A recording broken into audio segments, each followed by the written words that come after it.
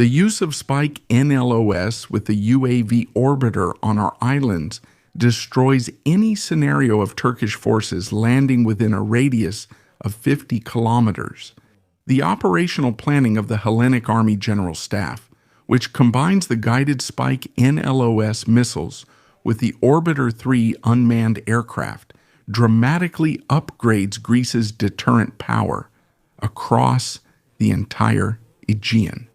One of the main weapons of the Greek forces is the use of these two weapon systems, which neutralizes many targets from an amphibious landing scenario within a range of many kilometers in combination with other actions. Of course, the actual range of the missiles deployed in the anti-tank companies on the islands reaches 32 kilometers, while the range approaches or exceeds 50 to 80 kilometers for 6th-generation missiles. But it depends on the availability and proximity of helicopter flights in the area where war scenarios will take place.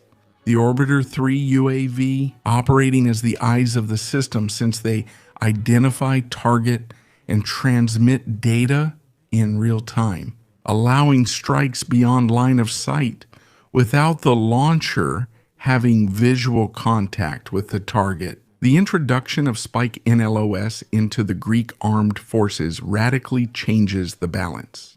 However, in modern warfare, no weapon system operates alone.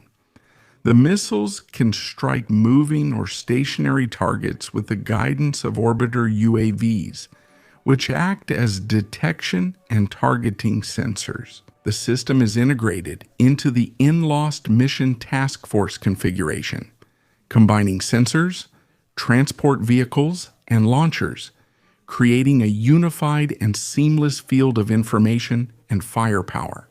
The Greek operator has the ability to select, change, or even abort the missile's course at the last moment. That was the video. If you liked it, you can subscribe to the channel to get notified about every new video. Don't forget to leave us comments with your opinion.